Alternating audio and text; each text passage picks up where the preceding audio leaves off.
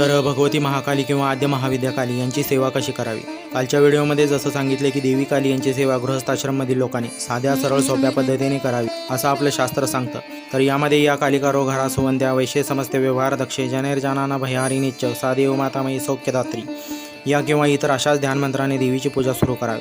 हा जो मंत्र इथे मी सांगितला आहे तो फक्त प्रथम चरण आहे, त्यामुळे याचा उपयोग करू नये। फक्त माहितीसाठी मी इथून पुढे कुठलाही मंत्र सांगेन, प्रथम द्वितीय चरण, पण दीक्षाशिवाय यातील कुठल्याही मंत्राचा प्रयोग करू नये। यानंतर आवाहन मंत्र म्हणजे देवीचे आव्हान।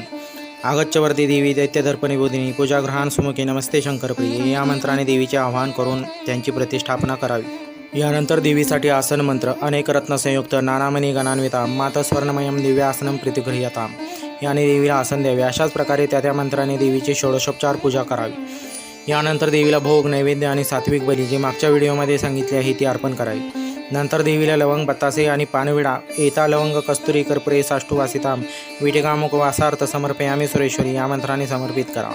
तर अशा प्रकारे साधारण लोक देवी महाकाली यांची पूजा आपल्या घरात सात्विक पद्धतीने करून त्यांची कृपा प्राप्त करू शकतात। फक्त घरात देवीच्या स्मशान क्रिया स्मशानी पूजा किंवा इतर कोणतेही आगोरी कृत्य करण्यास आपल्या तंत्रशास्त्रात किंवा इतर ग्रंथात सक्त मनाई करण्यात आली।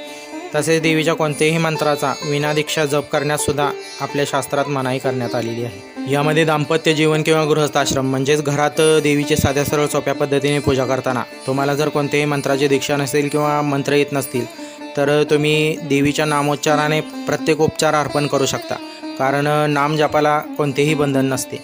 त्यामुळे तुम्हाला जर मंत्र येत नसतील तर फक्त देवीच्या महाकाल्ये नमः या मंत्राने तुम्ही तिला गंध पुष्प धूप दीप नैवेद्य अर्पण करू शकता।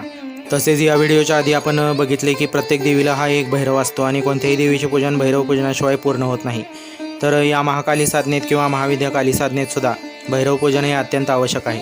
जेव्हा तुम्ही देवीची पूजा कराल त्यावेळेस प्रथम महाकाल भैरव यांची पूजा करून त्यांचं नामस्मरण करून मगच देवीची पूजा सुरू करावी असा नियम आहे।